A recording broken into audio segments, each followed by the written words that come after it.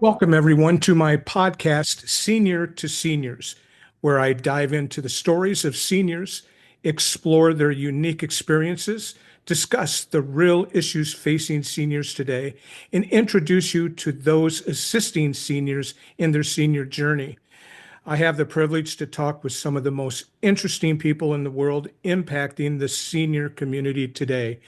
And today we have one of those guests. My name is Jim Mazziotti. I've been a realtor for 33 years. I'm a national speaker, real estate coach, and an author.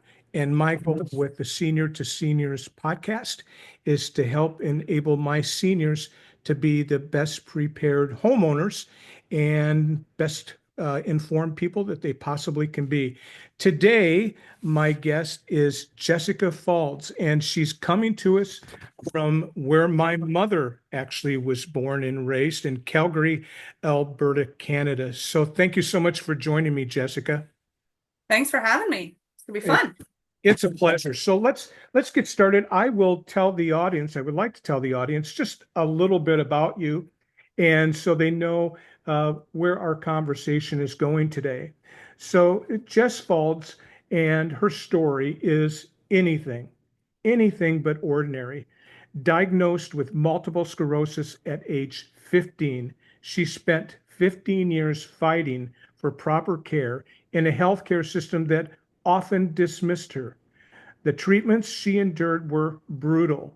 One even left her with Legionnaire's disease and pneumonia. By 27, she made the boldest decision of her life to undergo a stem cell transplant, also known as HSCT. 11 rounds of chemo in 8 days, a complete reset of her immune system, and it worked. She's likely the only person in the world with an official doctor's letter stating that she has beaten MS. But her health journey didn't stop there. Months after her HSCT, she was diagnosed with ovarian failure and thrown into menopause at just 27. At 30, she was diagnosed with ADHD, finally understanding why she had felt like she felt and why she was operating on a different wavelength than those around her. So just a little bit about Jess. Hey, thanks so much for being here, Jess. I understand it's maybe a little chillier in Calgary, Alberta than it is here in Dallas, Texas. What's it like there today? It will be probably a lot colder than it is in Dallas, Texas. Yeah. We are having a Chinook right now. So for people who don't know what that is, it's something that's very actually unique to Calgary. And so we've had a warm air front come down off the mountains. So we had, I think it was on Wednesday, we had a temperature swing of 40 degrees. So we went from minus 30 Celsius to plus 12 Celsius in one day. And right now we're still heading and we're in the positive, so it's still about plus 10. But it will switch again on Monday and we'll go back to the Wow. negative. Well, I lived in Bend, Oregon for 20 years, and we had switches like that because we were at the foothills of the Cascade Mountains. Yeah. And so it would be, well, the Chamber of Commerce would say that Bend was a place where you could go to ski in the morning and play golf in the afternoon. Yeah. That's kind of the place it was. So when we first talked, when we first communicated, Jess, and I told you about my Senior to Seniors podcast, one of your concerns was that you might not be the right guest for a seniors audience.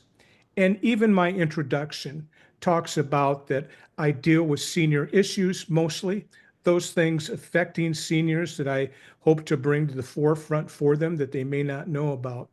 But your story of resilience and grit and determination and courage was one that I just needed to tell my audience and I wanted them to hear.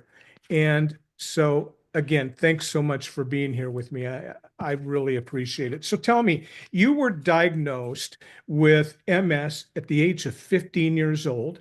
What were you, seventh, what we have in the States, Uh, seventh grade? So I What, was in the ninth grade. I had ninth just grade? entered high school. I was like it was April of the year. So I was diagnosed. Basically, what happened was um, in April of 2007, I woke up the one morning and my left eye had stopped moving. So my right eye was moving in place and my left eye was frozen. It wouldn't move past a certain point. So Yeah. I kind of had some double vision. And I was a pretty sassy 15-year-old, so I hid it from my mom for the day. My dad, he's an Ironman, so he often on the weekends in the morning he'd be out training, and he happened to be away at a race that weekend. And I hid it from my mom for the day. We went out to dinner that night with my grandparents and my sister, and my mom yelled across the table to me. She said, "Stop holding your head like that. Look at me normally." And so I looked her square in the eyes. And I just remember her going to my grandparents, "Well, can you take Rachel home? I'm going to take Jess to the hospital. This isn't right."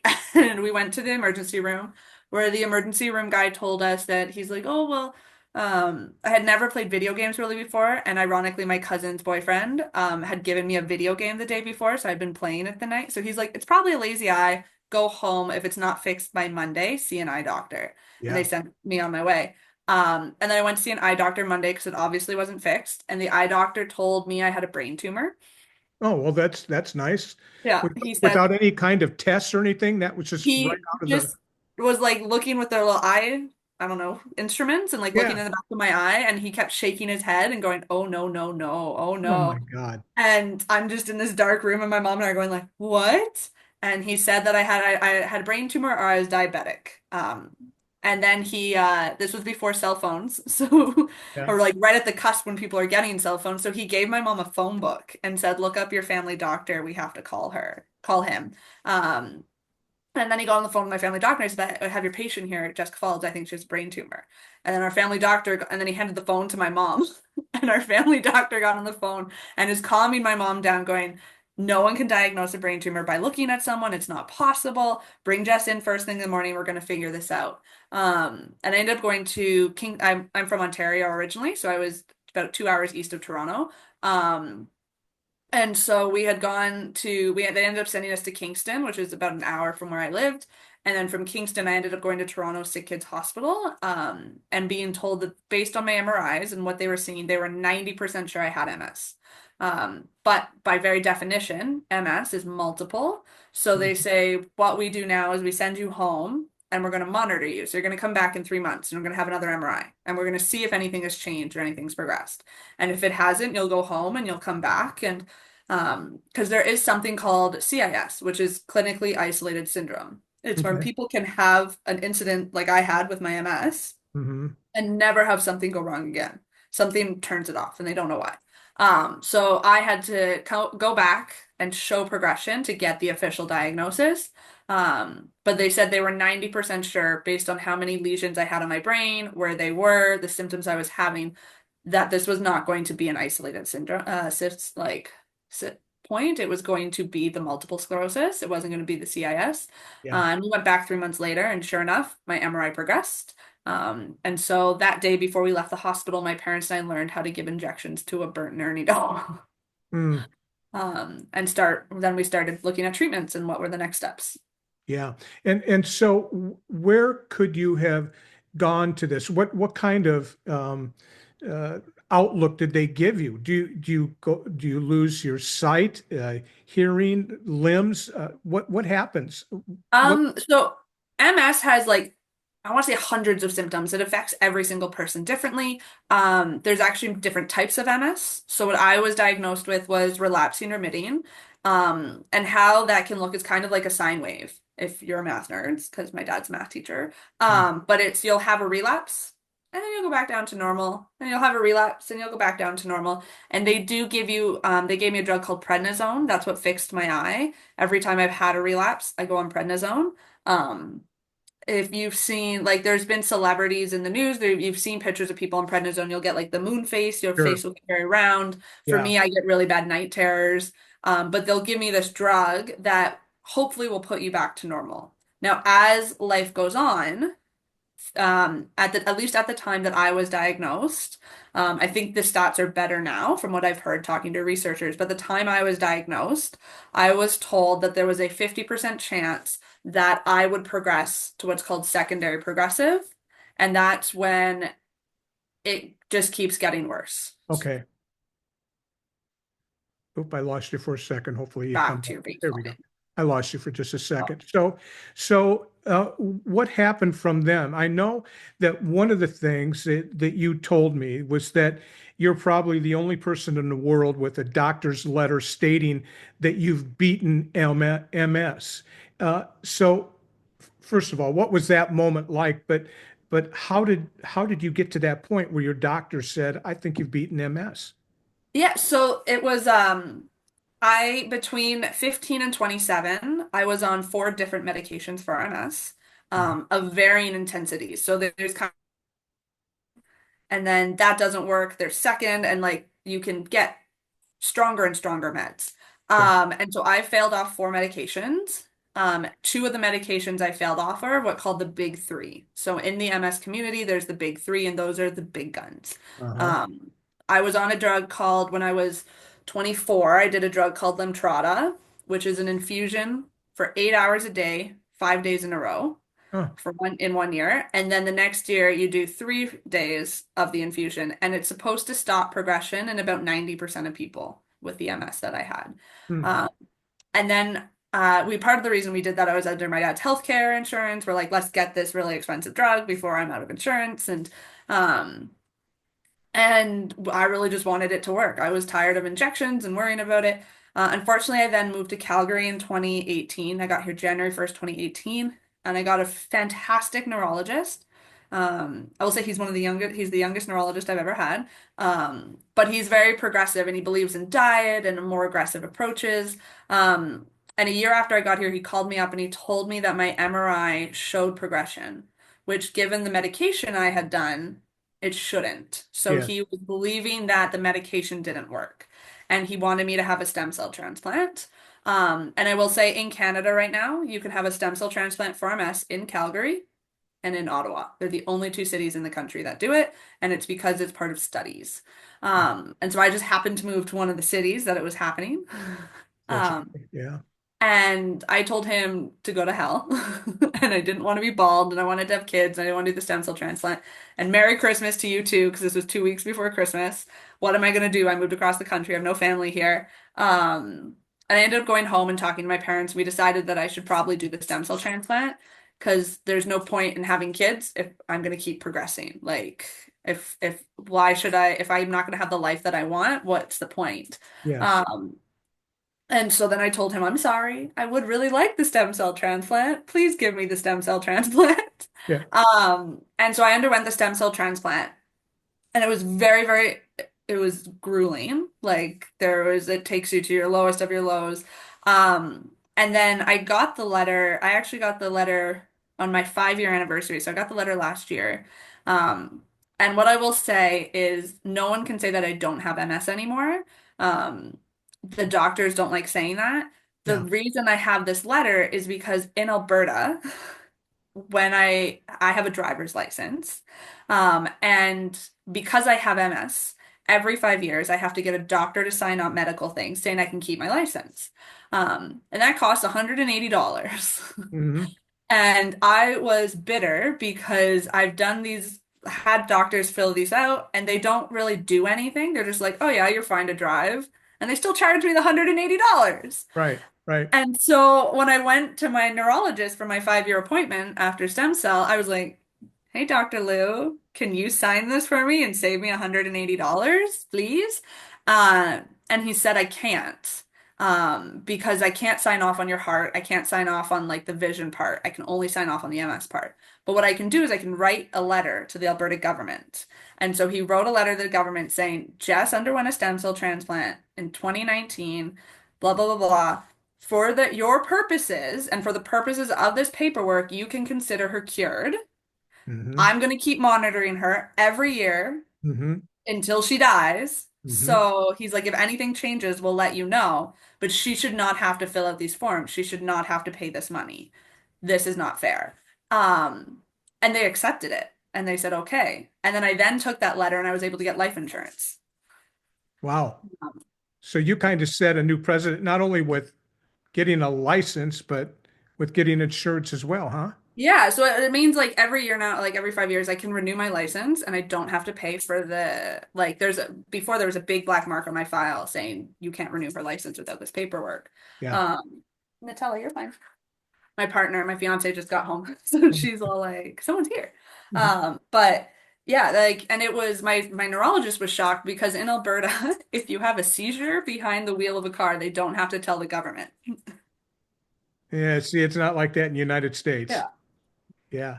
That's So, what he told. He's like, I've had no people like. He's like, we don't have to. He's like, I'm not even legally obligated to tell someone if someone has a seizure, we don't have to report it. And I was like, do they understand how MS works? Because MS doesn't work the same. Like, I'm not gonna suddenly not be able to drive. But he wrote me a letter so that I didn't have to pay the $180. wow.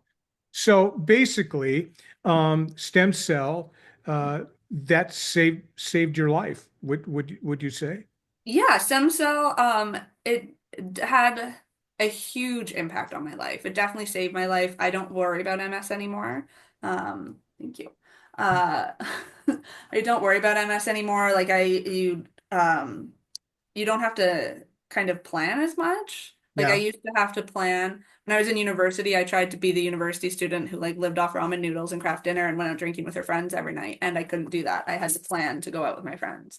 mhm. Um, and so it's just like my day-to-day life. It's MS isn't a part of it anymore. Wow. So at 15, you're diagnosed with MS. You went through then a stem cell uh, transplant, and then you were diagnosed with ovarian cancer. Is that correct? No. Or Ovarian failure? failure. Yeah. Ovarian So failure. what happened was prior to the stem cell transplant, I did successfully undergo an egg harvest. Okay, And so I was able to preserve my fertility and I harvested 27 eggs in one go. So I learned that if I had not gone through stem cell, I probably would have a pretty easy time having a baby. sure. Uh, my mom is a twin, so I did grow like doubles and but they harvested the eggs. And the reason we did that is because, as you mentioned, part of the stem cell transplant is I do 11 rounds of chemotherapy in 8 days. There was one day where I had three different types of chemo because it's not even the same chemo. It's like this cocktail mix. Yes. Um, and so the one day I did three different types of chemo. And based on the chemo that you are using, so there are some people who might get cancer and use a specific type of chemo and Right. not experience the ovarian failure. But based on the chemo they were using for this procedure, they were like, we're like 99% sure that you're gonna lose your fertility. This is gonna Yeah. affect your fertility. It's gonna affect your eggs. It's gonna affect everything. Yeah. So we preemptively harvested my eggs, and I still can carry a child. Um, and so after the stem cell transplant, um, within a couple months, I started having like hot flashes, like very severe hot flashes. I actually used to work with a woman who was legally blind. She could not see, and she was sitting across a table from me once, and she's like, "You're having a hot flash." I Wow. was like, "How did you know?" And she's like, Yeah. "I can feel it." She's like, you're emitting so much heat right now that I can feel you having this hot flash." And so are you 35 at this time? How old are you then at that time? I was 27. 20, still 27. I was Okay. still 27. Yeah, but it was the same year. So it was 27, just before my 28th birthday. And she's like, I can feel you having the hot flash. And I started having like night sweats and I wasn't sleeping. I started having severe heartburn for the first time in my life. And I ended up going back to my doctor, um, who was a male doctor. And I was talking to him and I said, I'm having all of these symptoms. I'm very confident I am in ovarian failure and we need to do something about this. I'm not sleeping. Like this is just destroying me. It's terrible. And his response was, well, we like you to wait a year to see if your hormones normalize. And I said, well, I'm to tell you right now, I said I am in menopause. This is brutal. And it's not even like a gradual. I said I'm not having a period. I'm having all of these symptoms. It's been almost 6 months. And I said I'm not waiting another 6 months to figure this out. I I need you to bet. do something about it. Yeah. Um, And I am someone who I've always pushed back against my doctors when I want to change medications, when I want to do something, I do what I want and I'll push back against them. And I'm like, I'm lucky because I have my background is in science. I have a degree in health science. So I Hmm. can push back in a way where I'm like, look, I've done the research. And he eventually assigned me to a female hormone specialist, and they immediately put me on hormone replacement therapy. So I do take hormones every day. I'm currently 32. So to this day, even like you hit your peak bone density for women in your mid 30s. I'm still in my early 30s. I haven't even hit peak bone density. So they were like, no, we need to start you on hormones right away so Sure. that you can protect. We don't want you getting like osteoporosis. We need to start doing this. So I ended up going on hormone replacement almost instantly. And to this day, because it's just a little pill I take every morning, and I do have ADHD, so I'll say sometimes I forget to take my pill. But I never forget more than 2 days in a row because if I miss a couple pills, I'll start having hot flashes again. Wow, that quickly. Yeah. Well, so you kind of led into my next thing of everything that you have gone through at this point. Then you're diagnosed with ADHD. So Yeah. it's kind of like how much can you stack, on you as far as obstacles in your life or challenges that you just can't get over. So how did that happen? How did the ADHD thing? Um, that was my fiance.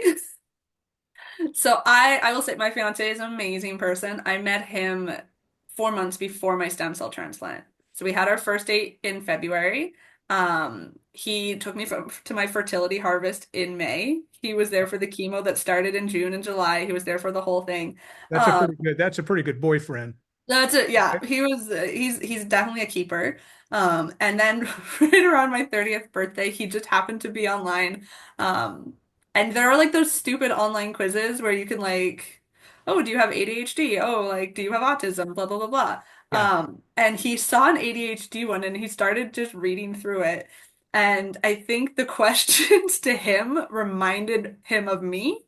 And so he kind of just sent me the link and was like, Jess, I think you should do this quiz. And I was like, well, so honey, what are you trying to say? Like, Yeah. what do you mean, hun? What do you Uh, notice? Yeah. What do yeah, you? what are you saying? And then I took the quiz and I was like, I have never felt so personally attacked or seen at the same time because there were so many things. And at the end of it, once you take there's like so many questions or whatever, and then like they give you a score. And at the end, it was like anything over 45 means it's very likely that you have ADHD. And Mhm. Chuck, my fiance, he was like, so what'd you score? And I was like, I don't want to talk about it. And he was like, what did you score? And I was like, 67. And Wow. he was like, he's like, I love you the way you are.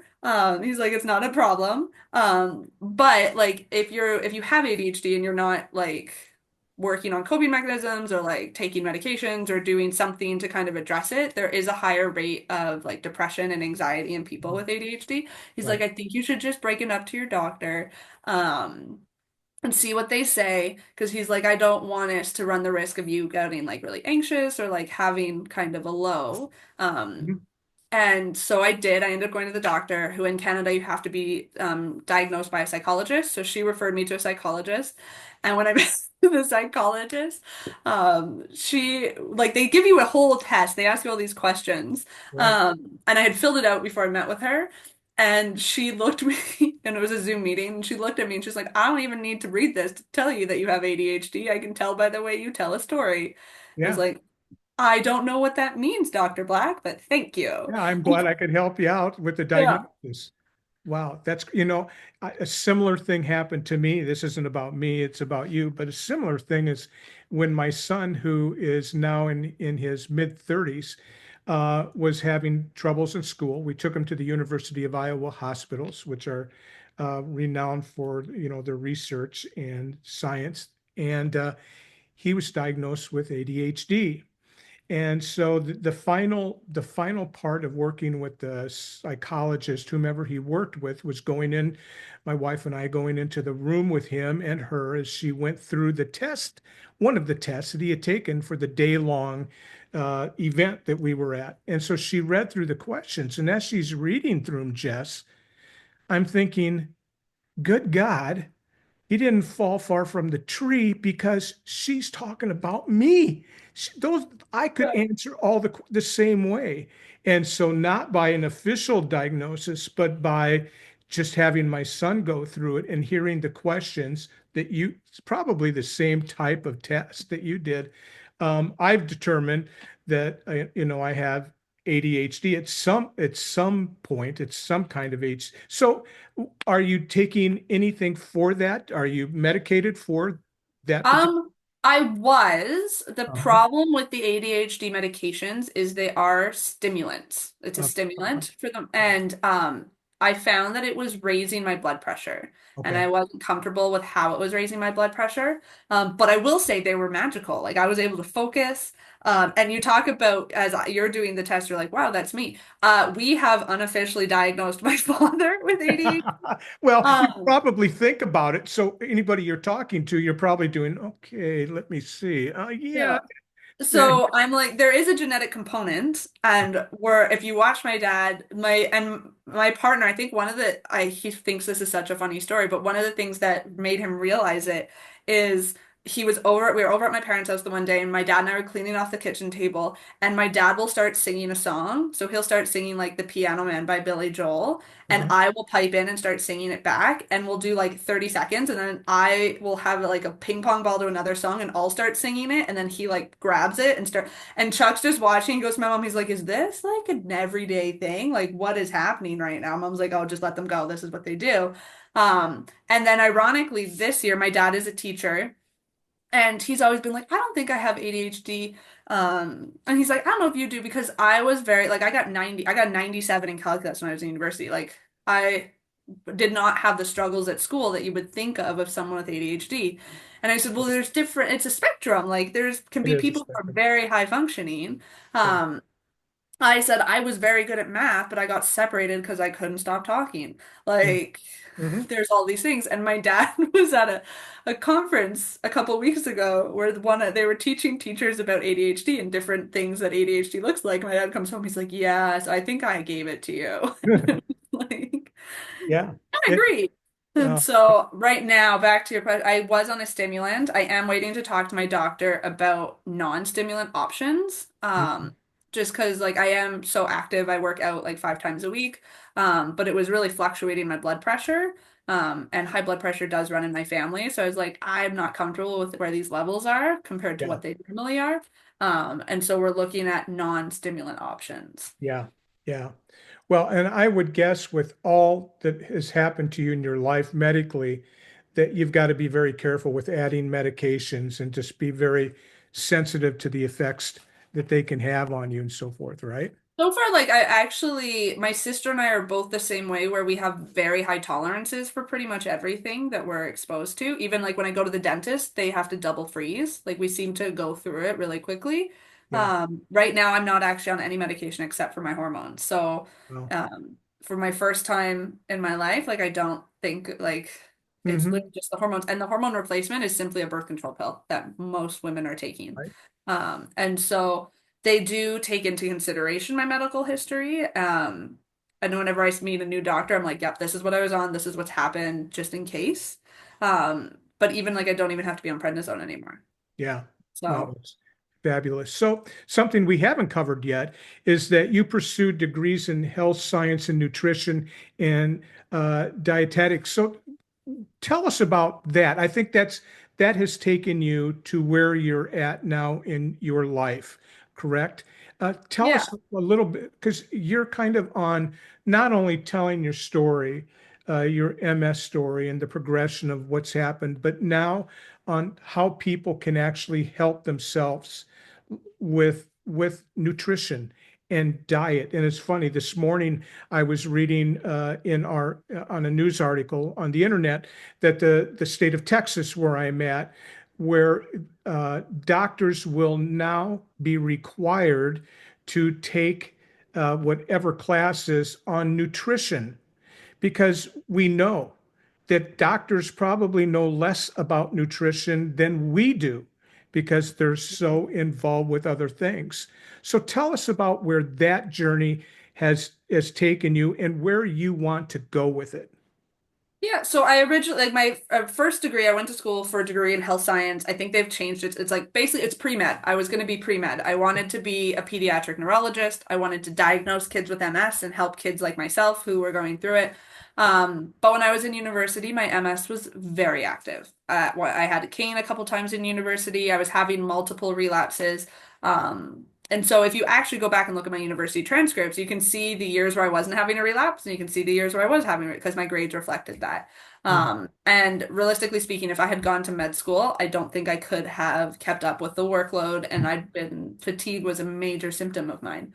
Yeah. And so, but while I was taking that first degree, and I was actively having relapses, I took my first class in nutrition. He was a very nice professor, and I fell in love with the idea of something that I could physically do to fix my health and like help my health. And so during my first degree, after taking that nutrition class, I was kind of like, I probably shouldn't live off Kraft Dinner mac and cheese and like ramen noodles as a university student. So I actually changed my diet. I started eating really healthy. I started working out 4 or 5 times a week. And I had the same relapse in my second and my fourth years at university. The second year was before I kind of changed everything. The fourth year was after. I was on the same medication at the time. It was the same symptoms. But my recovery was 7 months versus like 4 weeks. So Okay. after changing my diet, my recovery really, and doing all this exercise, my recovery was like a fifth, a sixth of the time. Like I recovered way faster. And so then I was like, you know what? I want to do the nutrition thing. This is what I really, really want. Um, and so for my second degree, I went and got a degree in nutrition and dietetic sciences. And at the time, I was following what is more known as like a paleo style diet. In the MS community, it's called the Terry Wahls protocol. It was created by a very brilliant doctor. Wahls is Wahls, Terry Wahls. She was a neurologist who ended up getting diagnosed with progressive MS. And she came up with this diet that was like meat and vegetables, but like no grains, no dairy. Um, Limited processed foods. Like there's all these rules. And when I was in university, I said, if I'm gonna do it, I'm gonna do it well. And there's different levels to the Terry Wahls protocol. And so I said, I'm gonna do the top level. Let's go all in, whole Mhm. hog. You Uh, seem like you would be yeah, that let's person, do it. right? Let's do it. The top level is eating organ meats. So in my fifth year of university, I drove around London, which is where I was in London, Ontario. I was at school, and I went to about 7 butchers looking for a cow heart. Hmm. And I bought a And they frozen looked cow they heart. looked at you a little cross-eyed and They thought I was a little crazy. But in the book it says cow heart is like the closest to steak, and I was like, I eat steak, like I can eat a cow heart, whatever. Mhm. And I took it home and I defrosted it and I made a cow heart stew and I couldn't eat it, so I fed it to my roommate. He loved it. He didn't have to pay for anything, and I at least knew how to cook it. So, um, and the problem was when I was doing that whole nutrition degree, every assignment that I did, I had to compare my diet that I was eating that was supposed to help my MS and was very healthy and balanced to the Canadian Food Guide. And the Canadian Food Guide said I had to be having grains and it said I had to be having dairy. And I got really tired of justifying why I wasn't following the Canadian Food Guide. And I think that the Canadian Food Guide, much like in the US, there's been a lot of people who've bought on to the food guide. Mhm. There's been a lot of lobbying and people like you Mhm. don't actually need dairy. And so I got really tired of that. So when I finished that degree, I ended up going to the Canadian School of Natural Nutrition, which started looking at things from a holistic practitioner. And I got licensed as a holistic nutrition coach. And so right now I'm this weird mix of science and holistic approach. Mhm. Um, and then I can say also, like I've done a lot of research. Um, my sister was vegetarian, and she said it's because she met a cow. And I kind of had the same thing where I met the farm animals, the pigs and the cows, and I can't see a difference between my dog. Mhm. And I started doing a lot more research, and I ended up um, basically figuring out my own diet and what I felt best on. Because I think everybody is different and it's kind of part of your journey. You have to figure out what works for you. So I am now vegan. Okay. And so I follow a plant-based diet. I teach people how to follow a more plant-based diet. I don't think the world's going to go vegan. You live in Texas. Texas is like Alberta. Calgary is called Cowtown for a reason. Exactly. And I'm originally from Iowa, so cows, pigs. I mean, it's all that wheat, corn, all the things, milk, just like in Canada. I mean, you can't go against it, right? Because it's the basis of the economy. Yeah, but so I do eat grains. So I eat whole grains, I eat vegetables like lentils, legumes, lots and lots of vegetables, lots and lots of fruits. I follow a plant-based diet. I would say 90% of probably 95% of what we consume in our house I have made. Mhm. Even like cookies, I'd rather bake cookies than go buy store-bought cookies. And I'm lucky to be able to have a work life balance where I can do that. Mhm. Um, but yeah, and it was really my fiance and I before the stem cell we met before the stem cell transplant, and we had both talked about we want to eat less meat. Let's like cut down the meat, cut down the meat, cut down the meat. We don't need to be having it. Um and then when I was going through the stem cell transplant, I actually didn't eat a single meal that the hospital prepared. Okay. Well, Every that makes sense. I get it. Every morning, my mom would call me up because my parents flew across the country. Like they came here, they were here for it. My mom would call me up and she said, "What are you craving? I'm going to bring you what your body is craving." And so she did it breakfast, lunch, and dinner. It was either her or my dad would normally they'd come together and they'd make meals and they'd bring it to me. But at the hospital, if you don't pick a meal, they automatically assign you a meal. So Okay. this poor man would come around every like 3 times a day. It was the same man, and he'd pop his head in and he'd be like, "I have a tray of food for you. Do you want it?" And I'd be like, "You need to get the meat out of here. I'm gonna be so sick if you bring this in." Sure. And what I learned was as I was going through the stem cell transplant, my body was actively rejecting the meat and the dairy that was being brought to me anyways. It was making me so nauseous. There was one time during that whole day, my mom had left because she's a realtor, so she had to go back home after a month. But my dad was a teacher, so he still had another month off. So my dad's like, "Oh, I will stay here, and once she's got like the full clear, then he'll go home." And my lovely dad mother went grocery shopping without his glasses, and I had asked for tortellini. Um, and I said, I just want like a cheese tortellini because at the time I was still eating cheese. I said, I just want a simple cheese tortellini with like bit of butter sauce. I don't want anything. I want like something pretty plain. And my dad went grocery shopping without his glasses and bought chicken tortellini. Oh, there you go. And I was so violently ill, and that was the last time I had meat. Well, And I have, your body tells you. Uh, I have a daughter-in-law who is vegan, yeah. and also she counsels women with eating issues and so forth. And she's been also was the nutritionist, I believe is the right title for the North University of North Texas basketball and volleyball team, but she is totally vegan, so I understand that. And so you are vegan, you are obviously holistic nutrition coach. So tell me how your coaching works. Yeah, so I do a couple. So right now, I do online webinars so people can just join me and have a conversation. I have one coming up in April. I do different talks depending on what people want to talk about. So I do one talk that I'm very passionate about, that's all about giving up diet culture. So it's women, especially right now, we're in a period where thin is in. Uh-huh. There's like the Ozempic, everyone seems to be getting very thin. Yes. Kind of like we did in the 90s. There was that 90s, they called it heroin chic. And so I run a webinar where I talk about healthy looks different on everybody. When I was younger, I worked as a nutrition coach at a bariatric education clinic, and this woman came in and she told me that her goal was to be 120 pounds. And I said, "Well, why 120 pounds?" And she was kind of the inspiration for this talk for me. I said, "Why 120 pounds?" And she said, "Well, because I want to look like you. I want to be fit and thin and beautiful." And then I looked at her and I said, "I weigh 165 pounds." So Hmm. like you have this number in your head that is healthy, but it's not necessarily healthy and it's not what. So I do this one talk, it's an online webinar. Um, the other one of the other online webinars that I do and just talks, like I'll do them locally in Calgary, is on menopause and diet. So menopause, there are foods that you can eat that can help with like symptoms. Okay, so not to interrupt you, but that's where my audience comes in, you Yeah. know. in a bit.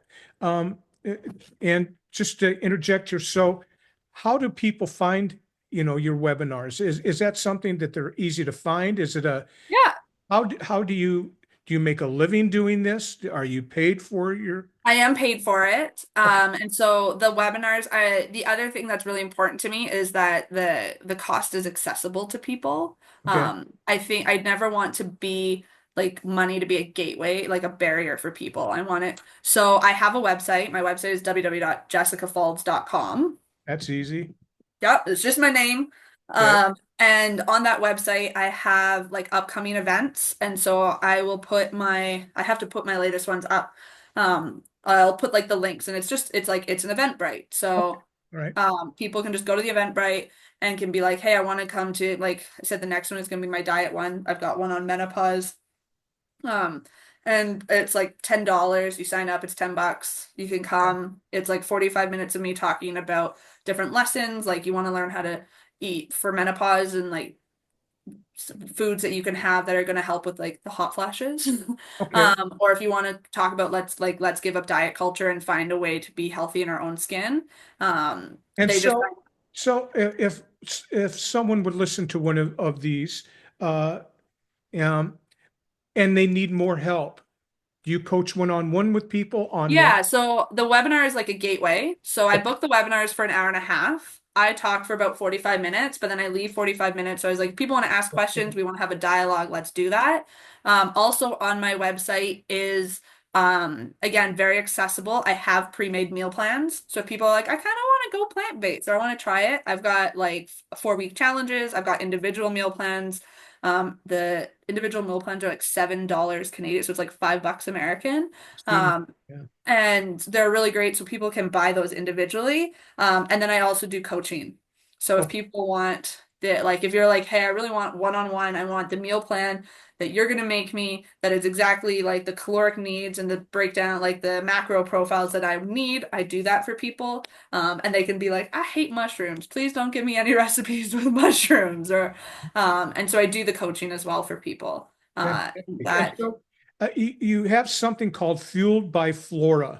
Yes. Tell me what that is, and maybe that's what we're talking about. But That's what we're talking about. So, originally I was starting just doing the nutrition stuff, and I've talked to a couple people, and they're like, "Jess, you are your brand. Like your name should be on everything." But I call the nutrition aspect of what I talk because I do talks on MS, I do talks on ADHD. I also am a seamstress, so I make my own clothes and okay, I make like stuff that I sell at markets. But the Fueled by Flora is like the nutrition chapter of what I do. So I called it Fueled by Flora because it's like powered by plants. okay. And people can do the meal plans, they can come to my webinars, and I have to update the website this week because I'm hoping to post the 2 upcoming webinars. So maybe I'm dumb here, but so do you package all of these that you send out? So you're basically doing this basically in your business, in your home or your office, wherever you're at. So if I would go to Fueled by Flora and order 10 meals, they're all basically done by you. I mean, you're So packaged. it's a meal plan. So I don't cook the meals for people. Okay. But it is a meal plan. And so yeah, so what like if people were to like work with me, they'd have a kind of a call like we're having now over Zoom. I do a profile. We'd kind of have like weekly check-ins and I'd say, okay, here is your meal plan for the week. The meal plans come with full nutrition breakdown, all of the recipes, a fully made grocery list, pictures of everything. And I said, here's your meal plan for the week. I always give people 48 hours. If you want to change a recipe, if you're like, man, I just don't like the looks of that, as long as it's done within 48 hours, I can swap it out with a different recipe and rebalance the meal plan. So I do coaching one-on-one. I also am a certified personal trainer and cycle instructor, so I do help people kind of get started in the fitness industry. Um, but it's like a call like this where we do coaching. I have had people ask if I would just make the meals for them. Yeah. Uh, Yes. And I say the problem with that is a lot of the people who have asked are people who want to go plant-based, not vegan, so they're still eating meat. And the house that I am in, I'm currently in my sewing room, but my house is brand new. We just built it last year, and no meat has ever been cooked in this house. Yeah. and probably won't be, right? and will not be as long as Chuck and I live here. Yeah, absolutely. Well, what a journey you've been on and you're still on, and what kind of space that you're not taking up, but you're making available to people in all kinds of areas, from your life story all the way to where you're at today. So, if there was a question that I should have asked you but failed to do so, what might that question be that you would like to let everybody know, um, was maybe a pivot in your life or something that you feel is important? Um, what might that be? Anything that I might Um, have missed?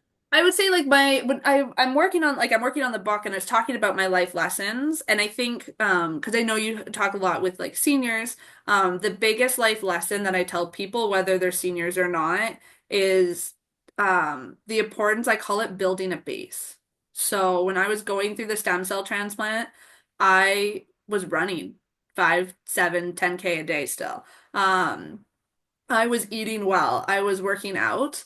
Part of the stem cell, and this is one of the stories, part of how the stem cells work is, I will tell people if people are concerned where I got the stem cells from, they are my own stem cells. Okay. They were harvested from me. And so the harvest works is you do these things called GCSF shots, and they're designed to pull your stem cells from your bone marrow into your blood so it can be harvested easily.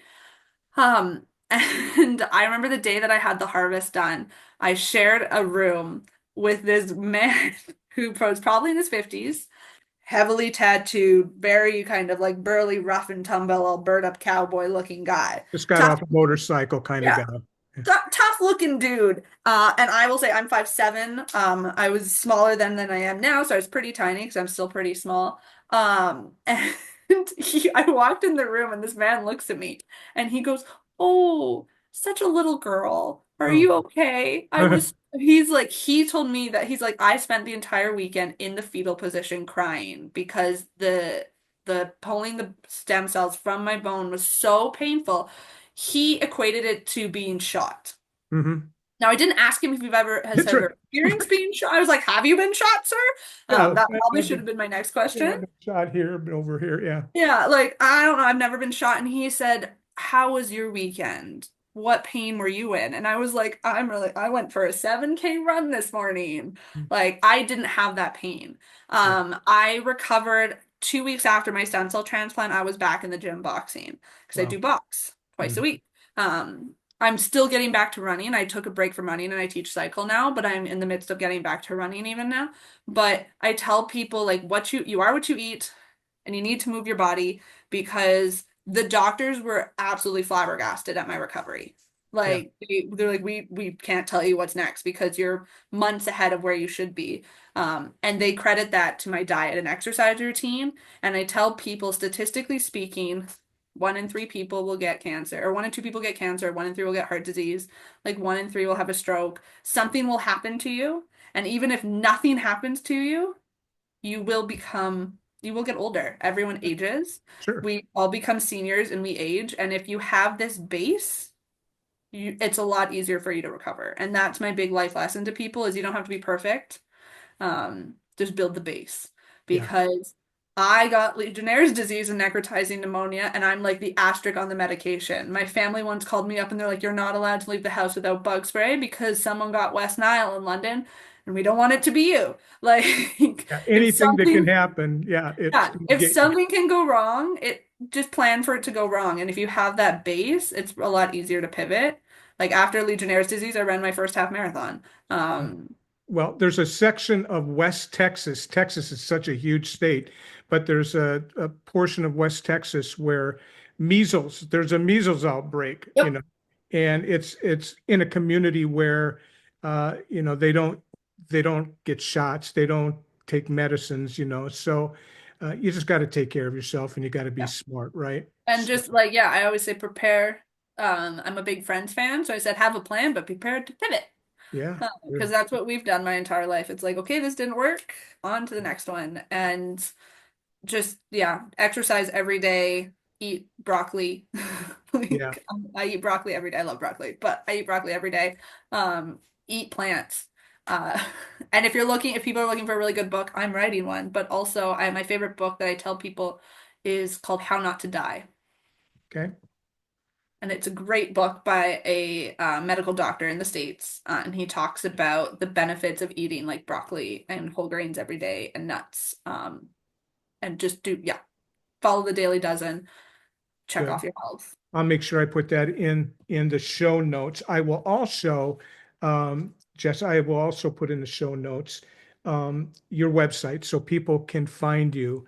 And yes, this went way beyond what I think you thought it would. And I think not only will it help seniors, but seniors many times have kids, uh, Yep. and where they can connect their kids with you as well. And so hopefully that will happen and people will get in touch with you. But thank you so much for your story. It's pretty humbling to hear how well you have done and everything that you've gone through, and you're still kicking today, literally Okay. kicking today. So I hope we can connect again. And listen, when you get the book done, I'll keep an eye out for your name. I'll put it in Amazon right now, and I'll try to find you so you can be a favorite in some kind of way. So There you I, go. Yeah, I'll let you know. Right now, I've got probably about a third. I'm trying to just write all of my story down on paper. And so I'm about a third of the way through. It's a lot longer than I thought it would be. well, I know I wrote a book 7 years ago, and it's a journey, right? And Yeah. one of the things, I had a writing coach that I used a little bit, not to her full potential, but she basically, I had written what I thought were the first three chapters of the book that I wanted to write, and I took to her with the first meeting, and she looked at it and she said, "Come with me." She hadn't even read it, but we walked out to where she had her trash bin, and she threw what I had written into her trash bin. And she said, "I don't care what you've written. This is what I want you to do. I want you to go and start writing thoughts that you have, stories that you want to put in the book. I want you," what did she call them? What kind of, not dirty note, not, I can't remember what kind of notes. Just write them on paper and we'll get together and then we'll put them together. Yeah. And so rather than trying to do by chapters. And so that helped me a lot. But yeah, it's a journey and it's Yeah. time consuming. So good luck to you on that. I'm sure it'll Thank be a you. beautiful story that people will want to read. So again, I want to thank you so much for being here today. It was you're a breath of fresh air, and Thank you. your dog is beautiful as well. So let's Like talk I again, love your Jess. food. Thank you so much. Bye bye.